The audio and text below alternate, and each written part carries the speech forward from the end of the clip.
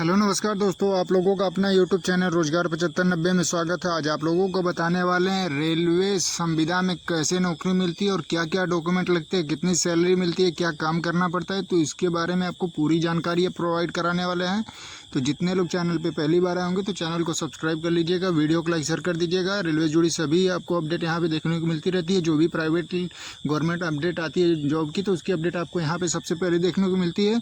तो आइए आपको पूरे डिटेल से बताते हैं कि कितनी सैलरी मिलने वाली है, क्या योग्यता आपकी रहने वाली है। और देखिए, जो मैंने पिछली वीडियो डाला था कोच अटेंडेंट की जो पोस्ट आई थी रेलवे में संविदा की, तो उसके लिए काफ़ी लोगों का ज्वाइनिंग भी हुआ है, काफ़ी लोगों का नहीं हो पाया, क्योंकि देखिए उनके पास जो डॉक्यूमेंट है वही पूरा नहीं कर पाए थे। तो इसके लिए आपको बता दें कि देखिए, आप लोग जिनको भी करना होगा तो डॉक्यूमेंट बनवा लीजिएगा, क्योंकि देखिए डॉक्यूमेंट रेलवे में आप जाएंगे, चाहे भले कॉन्ट्रैक्ट बेसिस पे जाएं, यानी प्राइवेट भी उसमें काम करने को मिलेगा, लेकिन रेलवे आपसे पूरी ओरिजिनल डॉक्यूमेंट जमा करवाती है, क्योंकि देखती है, चेक करती है कि आप फर्जीवाड़ा तो नहीं कर रहे हैं। तो इसके लिए आपको ये वीडियो लास्ट तक ज़रूर देखिएगा, काफ़ी कम समय में पूरी जानकारी आपको देने वाले हैं। तो देखिए, सबसे पहले आपको बता दें कि रेलवे में संविदा की जो वैकेंसी आती है, यानी कॉन्ट्रैक्ट बेसिस पे आती है, तो इसमें देखिए आपको अलग अलग पोस्ट देखने को मिलती रहती है। जैसे कोच अटेंडेंट हो गया, वर्कशॉप में हो गया, सुपरवाइजर का पद हो गया। तो इस तरीके से अलग अलग डॉक्यूमेंट, मतलब अलग अलग पोस्ट पे वैकेंसी आती है। तो जो इसमें डॉक्यूमेंट लगते हैं सब में सेम डॉक्यूमेंट लगते हैं, ठीक है। ऐसा नहीं है कि आपके लिए अलग अलग डॉक्यूमेंट। और देखिए, जिसमें मान लीजिए टेक्निकल काम रहेगा, जैसे मान लीजिए ट्रेन में जो एसी का काम होता है, अगर उसके लिए अगर रखे जाएंगे तो उसमें आपको एक्सपीरियंस सर्टिफिकेट मांगा जाता है कि मतलब आपके पास कुछ एक्सपीरियंस होना चाहिए। तो इस तरीके से आइए आपको पूरे डिटेल से बता देते हैं कौन कौन। देखिए, अगर कोच अटेंडेंट में जाना चाहते हैं तो उसमें देखिए आपको 10वीं पास होना चाहिए, केवल और केवल IT 10वीं पास होना चाहिए, आधार कार्ड होना चाहिए, पैन कार्ड होना चाहिए, बैंक अकाउंट नंबर होना चाहिए और फ़ोटो होना चाहिए।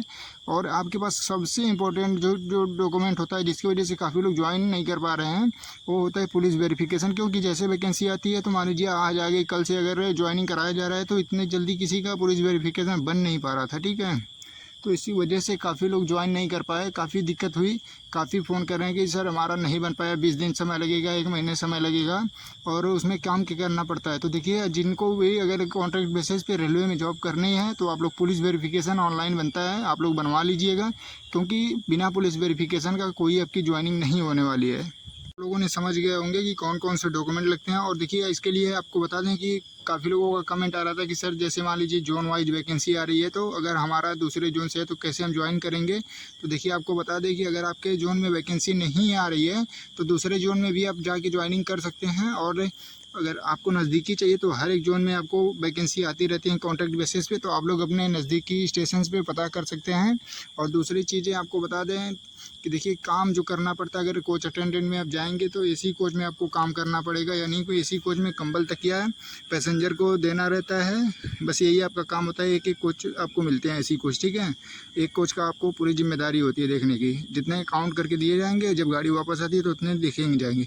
अगर कोई भी चीज़ अगर गायब होता है, जैसे मान लीजिए कोई ब्लैंकेट गायब हो गया, तो उसके आपके सैलरी से पैसा उसका कटेगा, ये नियम होता है उसका। और ऐसा नियम इसलिए लगाया जाता है कि ताकि देखिए सभी कोच अटेंडेंट एक्टिव रहें, नहीं तो पूरे जितने एसी कोच में कंबल तकिया जाता है सब गायब हो जाएगा, ठीक है। तो इसलिए ये नियम लगाया जाता है कि अगर गायब होगा तो उनकी सैलरी काटी जाएगी, तो इस वजह से ये नियम लगा रहता है, ठीक है। और जैसे मान लीजिए आप सुपरवाइज़र पे जाएंगे या वर्कशॉप में जाएंगे, या मान लीजिए एसी के काम से जा रहे हैं, तो उसमें आपको बता दें कि देखिए उसमें आपकी कोई सैलरी की कटौती नहीं होगी, केवल और केवल कोच अटेंडेंट में ये सुविधा है।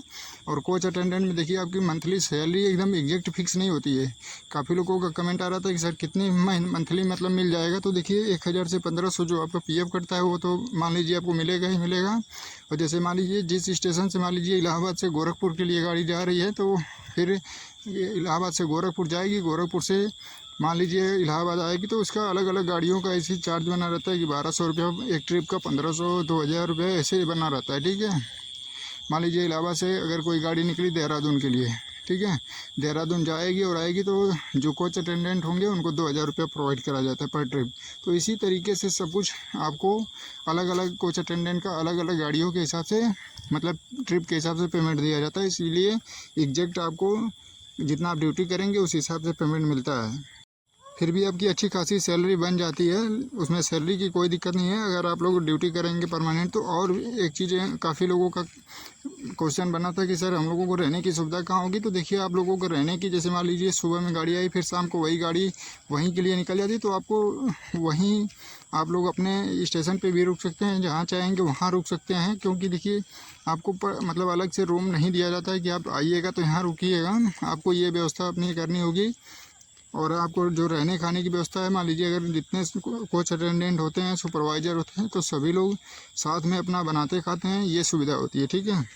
तो इस तरीके से बहुत सी वैकेंसी आती रहती हैं, और भी जैसे ITI पास के लिए और भी जॉब आती रहती हैं, रेलवे में जॉब आती हैं। और इसके अलावा जैसे मान लीजिए दिल्ली में राहुल गांधी ने 100 कंपनियों को बुलाया था, जिसमें अलग अलग कंपनियां योग्यता के आधार पे उनको सैलरी दी हैं, अलग अलग लिमिटेड कंपनियों में बच्चों का ज्वाइनिंग हुआ है। तो इसी तरीके से देखिए अब सभी राज्य में ऐसे देखने को मिलेगा, तो आप लोग उसमें भी जा सकते हैं। कैंपस प्लेसमेंट लगने वाला है, सभी स्टेट में लगेगा, तो आप लोग वहाँ भी ज्वाइनिंग कर सकते हैं। तो इस तरीके से आपको जो भी अपडेट चाहिए आप लोग रोजगार 95 यूट्यूब पे सर्च करके देख लीजिएगा, और चैनल को सब्सक्राइब किए रहेंगे तो हर अपडेट आपको टाइम टू टाइम मिलती रहेगी। तो जितने भी लोगों को कोच अटेंडेंट का करना था वो लोग, अगर देखिए पूरी जानकारी आपको बता दी गई है कि मान लीजिए क्या करना होगा, किस हिसाब से सैलरी मिलेगी और क्या क्या डॉक्यूमेंट लगेंगे, तो सब कुछ बता दिया गया। अगर जिनको भी इच्छा होगी करने की वो लोग कांटेक्ट कर लेंगे, यानी डिस्क्रिप्शन में आपको व्हाट्सअप नंबर मिल जाएगा, आप लोग वहाँ से व्हाट्सअप पे मैसेज करके आप लोग कांटेक्ट कर लीजिएगा कि हाँ हमें करनी है, सब चीज़ हमको मंजूर है, या हम मतलब सब कुछ स्वीकार कर रहे हैं, सब कुछ जानकारी पर्याप्त हो गई है, तो आप ज्वाइनिंग करना चाहते हैं तो आप कर सकते हैं, कॉन्टेक्ट कर सकते हैं, ठीक है। क्योंकि देखिए काफ़ी लोगों को फ़ोन मैसेज आता है, तो अगर मान लीजिए एक दिन में 100 लोगों का फ़ोन आ रहा है, तो 100 लोगों का फ़ोन अटेंड करके अगर 2-2 मिनट 10-10 मिनट आदमी सबको पूरी जानकारी प्रोवाइड कराने में काफ़ी दिक्कत होती है, ठीक है।